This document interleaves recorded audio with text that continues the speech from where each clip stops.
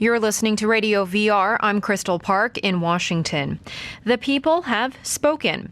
Voters in Ukraine's southeastern cities of Donetsk and Luhansk overwhelmingly supported severing relations with Kiev. Almost 90% of Donetsk voters said they wanted to become a semi-autonomous region, while more than 90% of voters in Luhansk voted the same. So what are the next steps? For more on this, we're now joined by John Quigley, who is a professor emeritus of international law at Ohio State University. John, thanks so much for joining us. Thank you. John, first of all, can we assume that these overwhelming majority numbers are indeed valid? Well, it's very difficult because of the circumstances under which the referenda were held. It's not clear what voter lists were used, whether there were procedures in place to prevent a particular person from voting multiple times. So it was not conducted under ideal circumstances. All right. Well, for the sake of our conversation, let's just go ahead with those numbers that are being reported from those regions.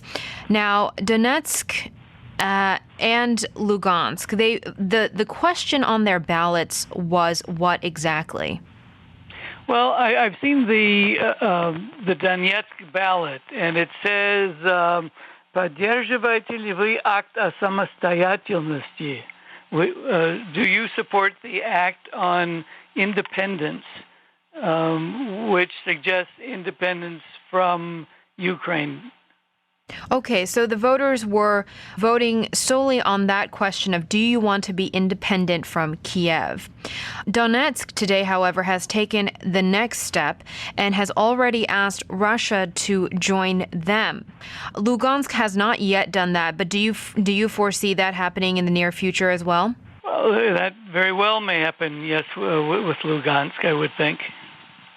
All right, so let's turn our attention now to Russia's response. Moscow has said just that it respects the will of the people that have spoken and encouraged dialogue between Kiev and the two regions. However, Moscow seems to want to play a smaller role, thinking that this is more of an internal Ukrainian issue.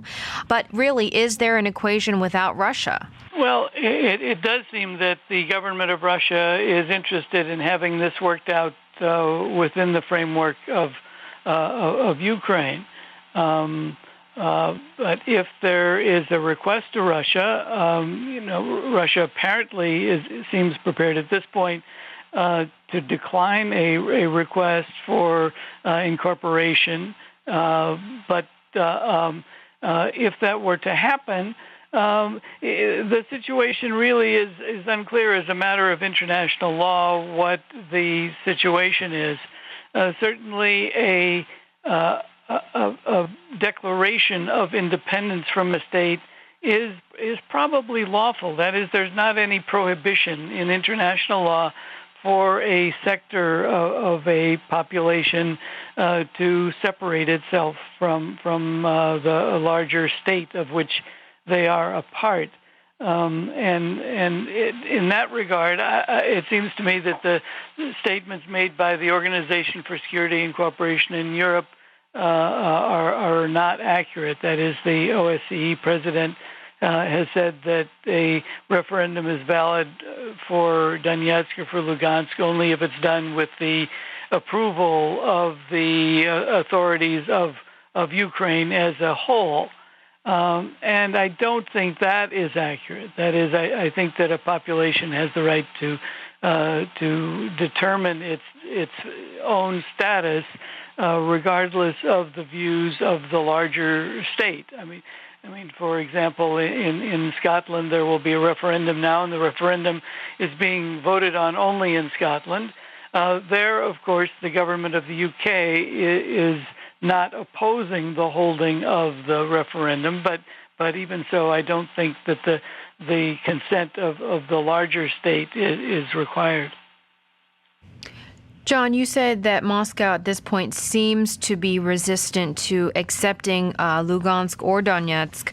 But however, how is the referendums that were held in those two cities, how are they, if at all, different than what we saw in Crimea? Well, the referenda themselves are quite similar. Of course, in Crimea, the local situation was a bit different in that the territories were the territory was a bit more separated factually from Ukraine at that point, but that's not really a very significant difference.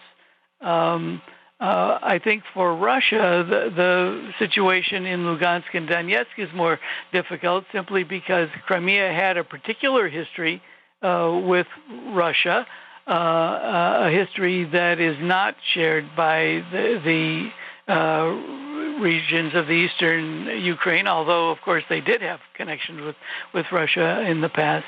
The other problem is that with respect to Donetsk and Lugansk, if there were to be a separation from Ukraine, it would involve a much more complicated border between those territories and Ukraine than is the case with Crimea.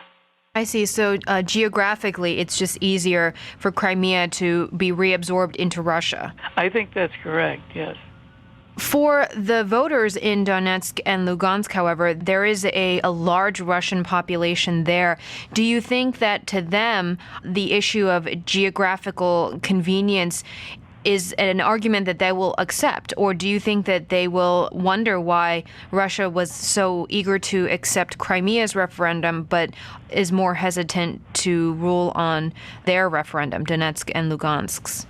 No, I think your implication is absolutely correct, that for those in Lugansk and Donetsk who want to separate from Ukraine, the geographic question is not going to be one that they would regard as significant enough to prevent their separation. And so the difference between their status and the status of Crimea is to that extent not very different.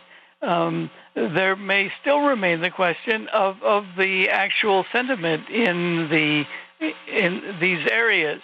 The vote was overwhelmingly in favor, but apparently there were many who decided not to vote. So the sentiment in those areas, while strong, is probably not quite as strong as it was in Crimea for a separation from Ukraine. But that's not to say that it's not sufficiently strong. Unfortunately, there are not any very clear parameters in the international community for the resolution of the question of status of particular territories. Now, John, when Crimea held that referendum and Russia accepted the referendum, there was a large outcry from the United States and the Western nations saying that the referendum itself was illegal. Are you hearing a similar outcry from the referendums held over the weekend in Donetsk and Lugansk from the United States? Well, yes, I think not only the United States, but the European Union and even the OSCE have said that the referenda there are illegal for not having the consent of the government of Ukraine. So in the United States and European Union's eyes, this referendum held over the weekend is illegal as well. I think that is their view. And as I say, I think that's an unfortunate view. Why is that? Well, I think that when a population wants to determine its own status, that the concept of self-determination prevails, and that if the will of the population is expressed in a sufficiently clear way, that they have a right to do that. This has, in fact, been said by the International Court of Justice in the case of the Declaration of Independence of Kosovo in 2008, which was done without the consent of the government of Serbia and against the will of the government of Serbia.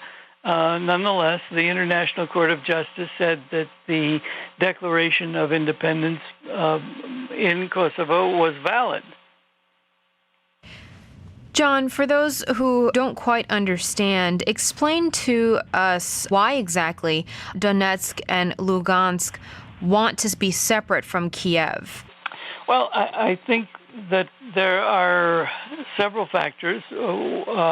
One is the change in government in Kiev that occurred recently, with indications that that government was taking a view towards the Russian-speaking population of Ukraine that was rather negative. In particular, you had the adoption of a law by the parliament in Kiev to repeal the earlier law, which had said that Russian or other languages besides Ukrainian could be considered official languages.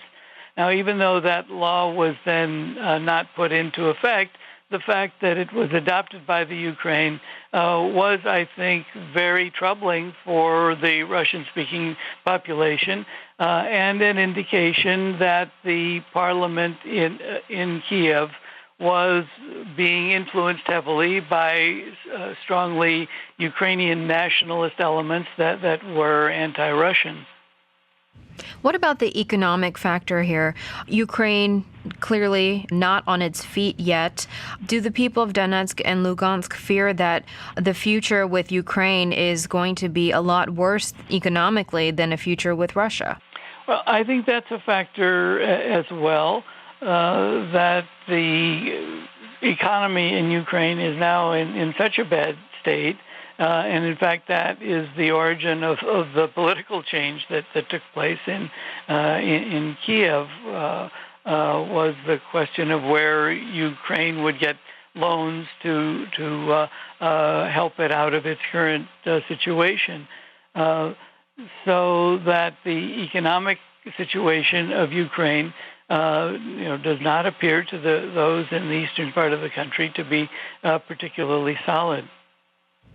John, if Russia does not accept either region's request to join Russia, is either region capable of self-governing?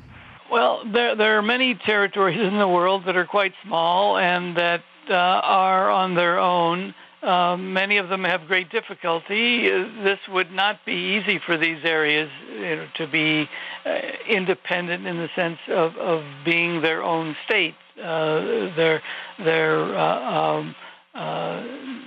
very much part of the economies of both Russia and Ukraine. But that doesn't mean it would be impossible for them to exist as independent states.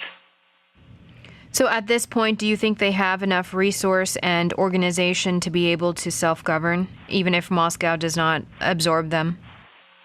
Well, I'm really not sure. One would have to see how things would go. It could well be that they become, you might say, de facto independent for a time, but that the situation would be so difficult, that is, they would be pressured, in particular by Ukraine, that the situation there would deteriorate to the point that the population would not support separation from Ukraine. John, the temporary government in Kiev has condemned the referendums, saying that they are illegal. However, would Kiev benefit from keeping Donetsk and Lugansk when clearly the majority of their population doesn't want to be a part of the new Ukraine? Mm-hmm. Well, that's always an argument in favor of separation, that it is to the benefit even of the state that may not want the separation, but in the long term it might be to the benefit of that state. And certainly for Ukraine to have a population that is not happy about being part of Ukraine, I can see if I were in the government in Ukraine, I might say that it's better for Ukraine not to have that population as part of its own state. We've seen Crimea hold a referendum and now Donetsk and Lugansk. John, do you foresee any other areas in Ukraine holding similar referendums? Well, at this point, it doesn't seem that it's very likely that there will be other sectors in eastern Ukraine, even though there is certainly some discontent in other areas. But if you're talking about Odessa or Kharkov, it doesn't seem that the sentiment is nearly as solid as it is in Donetsk and Lugansk for separation.